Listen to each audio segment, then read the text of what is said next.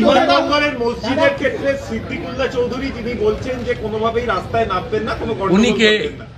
আর বন্দে মাতরমটা গাইতে হবে, ঠোঁট না নাড়ালে হবে না। আমরা লক্ষ্য রাখছি 500 টাকা লক্ষ্মী ভান্ডার দিতে গিয়ে 9 মাস লাগিয়ে দিয়েছিল। 1,20,00,000 লোককে তো 1.5 মাসে দিয়ে দিয়েছি। বাকি যারা যোগ্য তারা পাবেন, অযোগ্য থাকলে বেরিয়ে যাবেন। আগে তো কর্মী, তারপর বিজেপির কর্মী।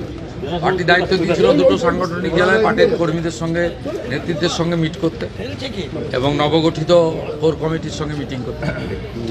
যেহেতু লোকসভা বিধানসভা ভোটের পরে আমার নন্দীগ্রাম ছাড়া সার্বিকভাবে কর্মীদের সঙ্গে মিট হয়নি, তাই এখানে 1000 জন নির্বাচিত প্রতিনিধি, মণ্ডল সভাপতি, মোর্চার নেতৃত্বের সঙ্গে একটা মিটিং হলো 2 ঘন্টা।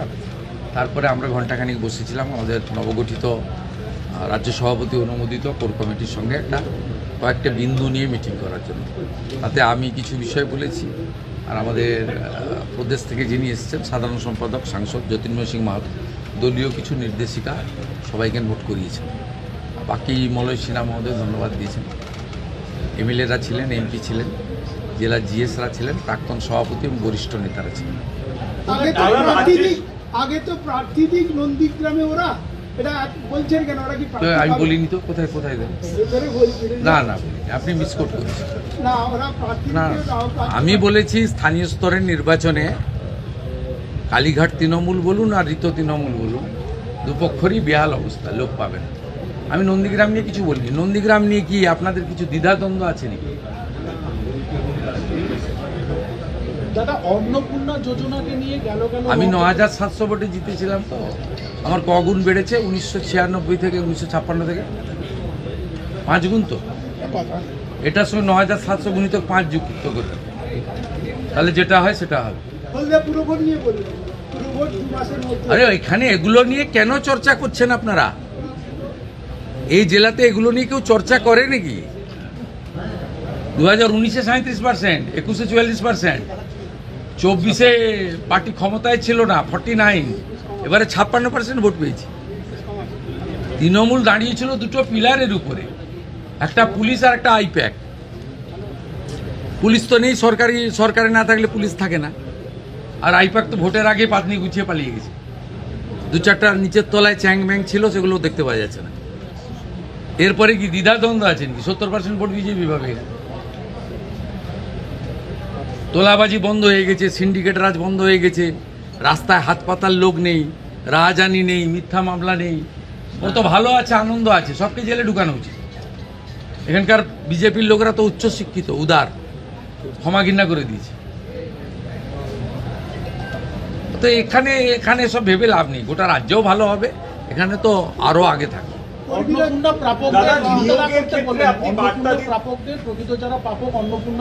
ভিতরে কি বলেছে আপনাকে বলুন? কাউকে চিন্তা করার কোনো কারণ নেই। 500 টাকা লক্ষ্মী ভান্ডার দিতে গিয়ে 9 মাস লাগিয়ে দিয়েছিল। 1,20,00,000 লোককে তো 1.5 মাসে দিয়ে দিয়েছি। বাকি যারা যোগ্য তারা পাবেন, অযোগ্য থাকলে বেরিয়ে যাবেন। ভেরিফিকেশন 30-8 অবধি চলবে।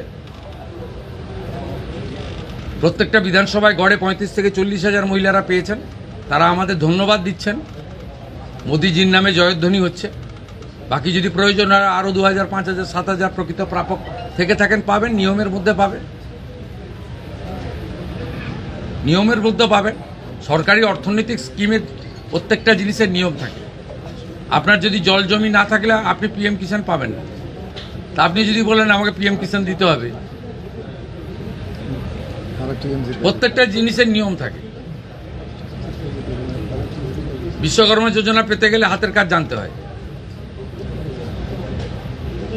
প্রত্যেকটা স্কিমের একটা নিয়ম রয়েছে। আয়ুষ্মান ভারত 70 বছর পেরিয়ে গেলে সবাই পাবেন। বাকিরা যারা এলিজেবল পাবেন, প্রায় 70% লোক কভার হয়ে যাচ্ছে। বাকি যে 30% কভার হচ্ছে না, তাদের জন্য মুখ্যমন্ত্রী স্বাস্থ্য বীমা চালু হবে, একই সঙ্গে চালু হবে। 16ই আগস্ট সরকারের 100 দিন পূরণ হবে। 16ই আগস্ট ভয়ঙ্কর দিন কলকাতার ক্ষেত্রে। সুরাবর্দির নেতৃত্বে দ্য গ্রেট ক্যালকাটা কিলিং হয়েছিল। আর সেই দিনটা তৃণমূল কংগ্রেস, আগের সরকার খেলা হবে দিবস পালন করত। আমাদের সরকার সিদ্ধান্ত নিয়েছে ওই দিন আয়ুষ্মান দিবস হিসেবে পালন করা হবে। ওই দিনই জানতে পারবে। অতএব আপনাদের চিন্তা করার কোনো কারণ নেই। এত তাড়াহুড়া করছেন, মাত্র 62 দিন বয়স হয়েছে। দাদা, বিমানবন্দরের মসজিদের ক্ষেত্রে সিদ্দিকুল্লাহ চৌধুরী তিনি বলছেন যে কোনোভাবেই রাস্তায় নামবেন না, কোনো গন্ডগোল উনি কে? করবেন না। উনি এর আগে ওয়াকফের সময় জাতীয় নিরাপত্তা, বিমানবন্দরের নিরাপত্তা অগ্রাধিকার পাবে। এর বাইরে মুখ্যমন্ত্রী কোনো কথা বলবে না।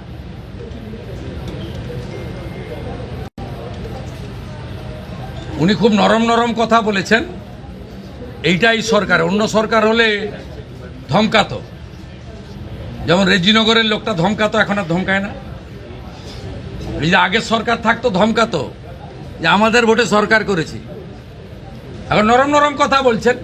জাতীয় সুরক্ষা এবং বিমানবন্দরের নিরাপত্তা আগে দেখতে হবে।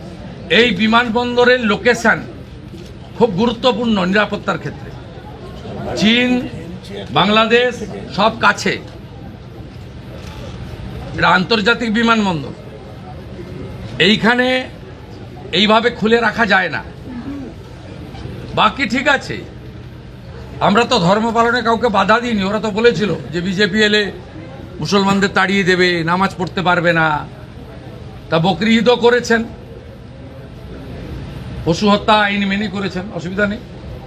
মহরমেও বেরিয়েছিলেন অস্ত্র বাড়িতে রেখে, কোনো অসুবিধা নেই।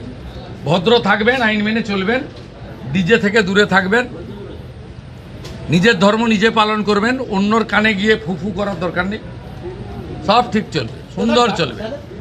আর বন্দে মাতরমটা গাইতে হবে, ঠোঁট না নাড়ালে হবে না, আমরা লক্ষ্য রাখছি।